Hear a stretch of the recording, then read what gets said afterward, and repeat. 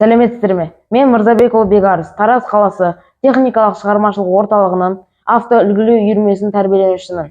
Ұлы өнертапқыштыққа алғашқы қадам байқауының автокөліктің қолданыстағы модельдерін әзірлеу саласындағы техникалық құрастыру номинациясында өз жобамды сіздердің назарларыңызға ұсынамын. Әскери сала бұл ерте заманнан бері сан түрлі елдер мен өркениеттердің мемлекеттік істерде қолданылып келе жатқан өте маңызды салалардың бірі.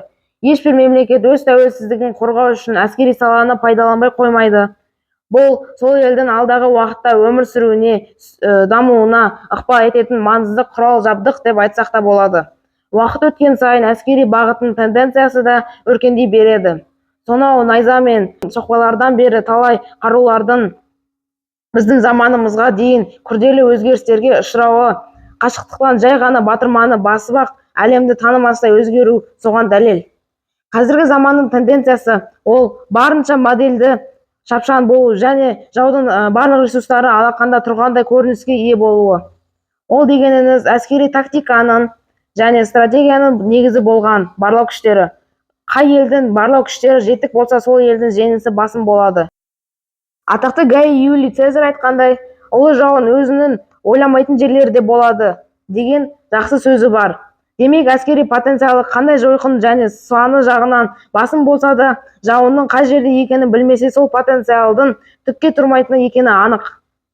Өзіміз бақылап жүргендей, қазіргі ұрыстардың шешімі толыққанды қашықтықтан барлау байланысты.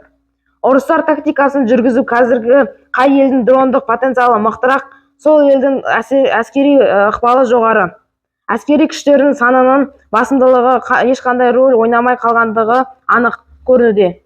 Біздің жобамыз тәуелсіздік атты ауыр соққы беруші және барлаушы әскери көлігі. Үйірмеміздің Қазақстан Республикасының әскери потенциалына көмек ретінде жасалған жоба.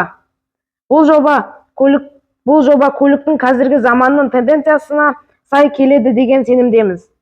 Корпусының дизайны барынша жол талғамайтындай болып жасалған. БТР сияқты өзен көлдерді кешіп өте алады. Арнайы ангарында барлаушы және бағыттаушы дрон бар.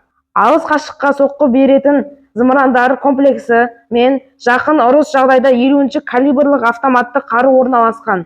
Экипаж 5 адамнан құрайды. Олар командир, жүргізуші, механик, дрон операторы, дрон механигі және кіші офицер қызметкері. Кіші офицер қызметкері зымырандарды жүктеп, экипаждың басқа істеріне көмектеседі. Жобадағы әскери көліктің үлгісі толықтай қолдан жасалған және радио басқарудағы үлгі. Барлық модульдары қашықтықтан басқарылады. Зымыран комплексі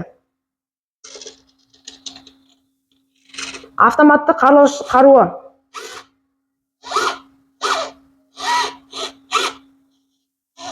Барлау жұмыстарын дрон арқылы алыс қашықтыққа ұшырып, барлау жұмыстарын іске асырады. Дрон арқылы барлық периметрді бақылауға болады және жау әскерінің ауыр техникасына немесе стратегиясына маңызы бар объектілерді істен шығаруға болады.